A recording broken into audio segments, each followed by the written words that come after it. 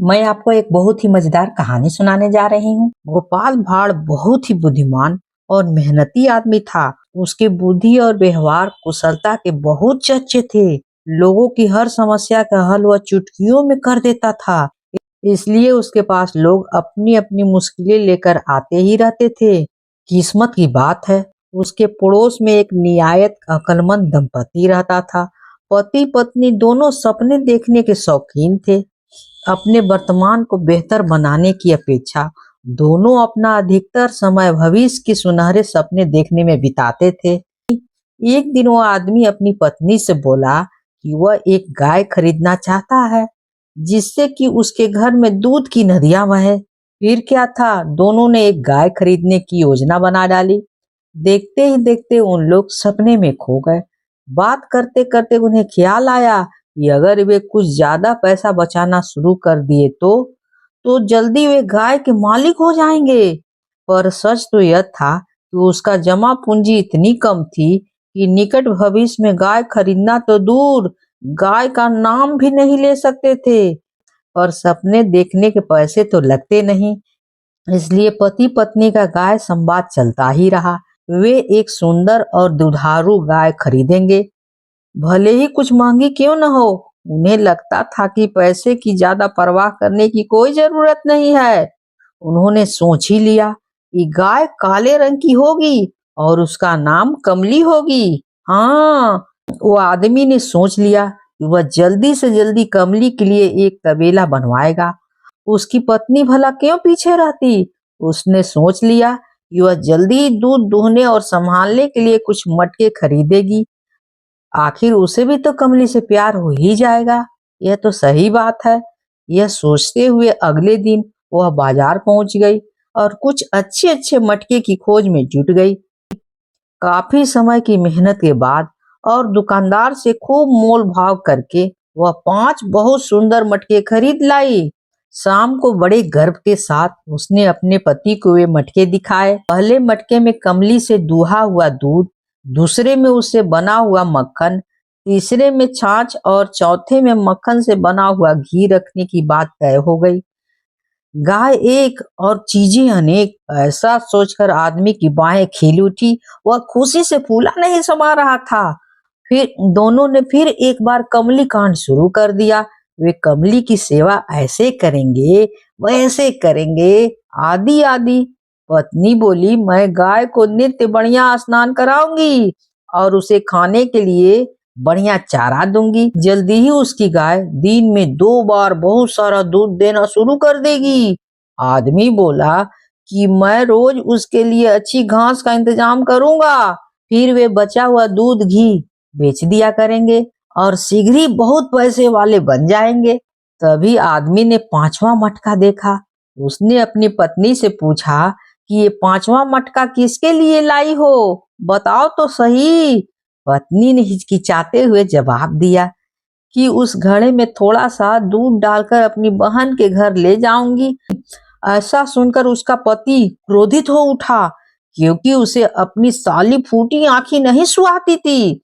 चिल्लाते हुए उसने अपनी पत्नी से पूछा, मेरी आज्ञा के बिना अपनी बहन को दूध देने की बात तुमने कैसे सोच लिया, बताओ। पत्नी तो नक्कर बोली, मुझे तुम्हारी आज्ञा की कोई जरूरत नहीं है। कमली को खरीदने के लिए पैसे तो मैंने ही जमा किए थे और रोज मैं उसे नहलाती धुलाती हूँ, खिलाती हूँ, पिलाती हूँ। दूध भी रोज मैं ही दूहती हूँ, इसलिए बचे हुए दूध का मैं जो चाहूँ वो कर सकती हूँ। तुम कौन होते हो कहने वाले मालिक। इतना सुनते ही उसका पति गुस्से से लाल पीला होने लगा। तुमने जो पैसे बचाए वो मेरे ही खून पसीने की कमाई थे। वह चिल्लाया, मैं ही कमली के लिए घास काटता हूँ और तुम मेरे परिश्रम का फल अपने मूर्ख बहन को देना चाहती हो, बताओ। उसने तो हमें आज तक एक फूटी कौड़ी तक नहीं दी है और तुम दूध पहुंचाने जाओगी उसके घर। इस तरह दोनों में लड़ाई चलती रही और दोनों ही अपनी अपनी बातें पर खड़े रहे। आखिर में उसका पति आपे से बाहर हो गया और अपने एक एक करके सब घड़े तोड़ डाले। अब कहो, अपनी बहन के घर दूध कैसे ले जाओगी, बताओ। उसने पत्नी से पूछा। गोपाल बहुत देर तक यह सब सुन रहा था, पर आखिर उससे चुप नहीं रहा गया। वो उन दोनों के पास गया और पूछने लगा कि आखिर माजरा क्या है, बताओ तो सही। आदमी एकदम से बोल पड़ा, यह औरत हमारी कमली का बचा हुआ सारा दूध अपनी बहन को देना चाहती है। बताओ तो ऐसा कहीं होता है क्या? कमली, गोपाल ने पूछा, तुम किसकी बातें कर रहे हो? मुझे तो कुछ समझ में आ ही नहीं रहा है। ओह, तुम्हें नहीं पता, कमली हमारी गाय का नाम है, उसका पति बोला। गोपाल बहुत हैरान हुआ, उसने तो उनके घर में कभी कोई गाय देखी ही नहीं थी। उसने फिर पूछा, तुम्हारी गाय कहाँ है? तुम्हारी गाय बताओ तो सही। आदमी को फिर भी अपनी मूर्खता का एहसास नहीं हुआ। वह गाय जिसे हम खरीदने वाले हैं, जैसे ही हमारे पास ठीक ठाक पैसे जमा हो जाएंगे, हमारे पास एक स्वस्थ सुंदर गाय होगी जो हमें खूब दूध देगी। और मेरी पत्नी बचा हुआ दूध अपनी बहन को देना चाहती है और मैं उसे बेचना चाहता हूँ। बोलो भाई, क्या करें? पत्नी ने उसे टोका, मैंने सारे दूध के लिए नहीं, थोड़े से दूध के लिए कहा था। आखिर हमारे पास इतना सारा दूध है। गोपाल ने उसे याद दिलाया कि फिलहाल तो उनके पास दूध है ही नहीं और नहीं होगा जब तक कि वे गाय न खरीद ले आए, समझे? इस पर पति पत्नी एक साथ बोले, तुम देखते जाओ, हमने पैसे बचाना शुरू कर दिए हैं, कमली हमारे घर बस आ ही रही है, समझो। जब गोपाल ने उससे पूछा कि कितने पैसे जमा किए हैं, तो उसे पता चला कि उन्हें पैसे जोड़ने के बस एक ही दिन तो हुए हैं। गोपाल तो समझदार था, वह फट से जान गया कि उसके पड़ोसी फिर दिन में सपने देख रहे हैं। गोपाल ने इनकी इस बीमारी का एक झटके में इलाज करने का फैसला ले लिया। वह एकदम से चिल्लाया, अब मुझे पता चला कि मेरी सब्जियां का बागीचा कौन खराब कर रहा है।